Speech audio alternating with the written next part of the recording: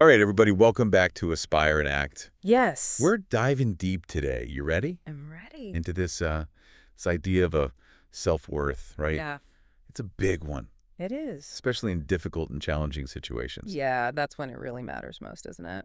It really is. Yeah. Because when things are going well, we're all like, we're feeling good. Right. But what about when, the stuff hits the fan, right? Right. So we're going to be taking some inspiration today from one of Ben's blog posts called Tips for Discovering Your Self-Worth in Difficult and Challenging Situations. I love that title. Oh, it's so good. Yeah. So make sure you check out the full post on aspireandact.com. Yes. And, of course, subscribe to our YouTube channel at Aspire and Act for more.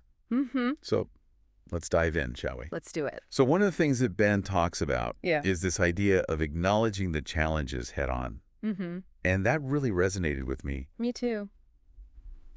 I think this is so important because so often we try to just like avoid the difficult stuff, Right. pretend it's not happening or kind of downplay it. Yeah. And Ben's really encouraging us to face those things head on. And I think there's something really powerful about that.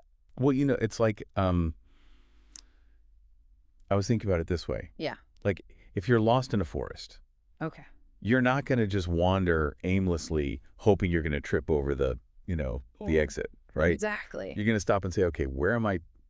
What's around me? Yeah. How did I get here? Yeah, you need to orient yourself Yeah. to figure out how to get back on track. Right. And I think acknowledging a challenge, you're taking ownership of your situation. Yes. You're not a victim to it. Right. You're saying, okay, this is where I am. Yeah, and you can even start to think about, okay, well, if this is where I am, what are the possible ways out of this? Right, exactly. But you can't even get to that point unless you acknowledge the challenge in the first place. Totally. And, Ben has this great quote in the blog post. He says, every day is a new opportunity to take one step closer to reaching your goals. Yeah, I love I that. think that's so powerful. Yeah. So I want to throw us back out to our listeners. Yes. What is one challenge that you've overcome that you can give yourself credit for?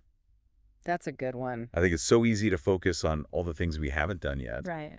But take a moment to think about, hey, you know what? I did that. Yeah. What are you proud of? I am proud of that. What have you accomplished that maybe you didn't think you could? Yeah. And speaking of support, Yes. that's Ben's second tip, right? Mhm. Finding support. I'll be honest, asking for help is not my strong suit. Yeah, I think a lot of us struggle with that. But Ben really stresses the importance of finding that non-judgmental support. Yes, and I think that's key because when you're feeling down on yourself, the last thing you need is someone else kind of piling on, Right. right? You need people who are going to be there for you, who are going to understand where you're coming from, who can empathize with what you're going through and offer you encouragement and support without judgment. So it's not just about finding any support. It's about finding the right kind of support. Exactly. And that can make all the difference.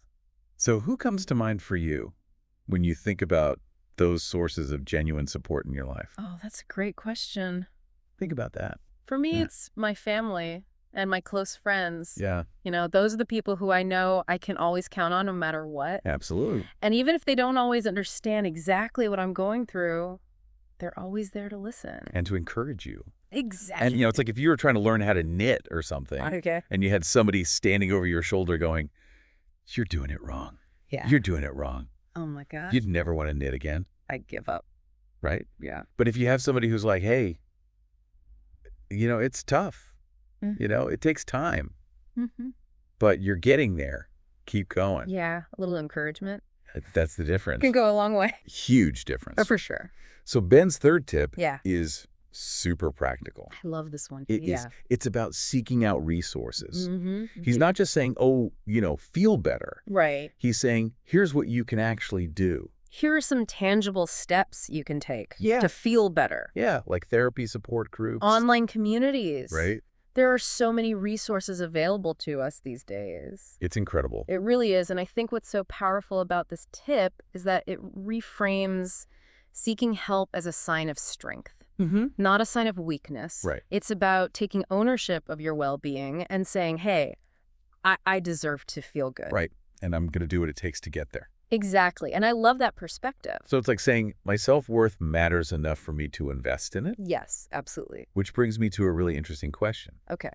How does acknowledging challenges, finding support, and seeking resources, How does all of this contribute to building self-worth, That's a really great question.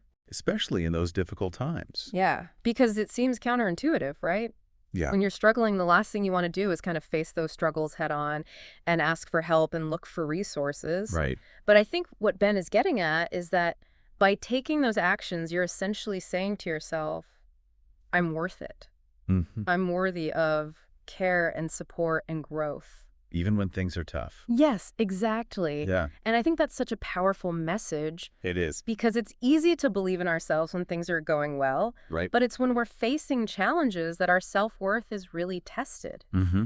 And so by taking those steps, even when it's hard, we're essentially strengthening our self-worth muscle.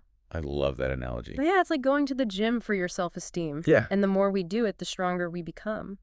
So here's a final thought I'd love to leave you with today. Okay. How might discovering self-worth in those challenging times actually make us more resilient in the face of future difficulties? Well, that's a good one. Yeah. Something to think about. Yeah, definitely something to ponder. And of course, check Sure. out more Ben's incredible insights Mhm. on the Aspire and Act website, aspireandact.com, got it. and our YouTube channel at Aspire and Act. Awesome. Keep diving deep, everyone. And remember, you are worthy, you are capable, and you are never alone. So true. Until next time. See ya. Bye.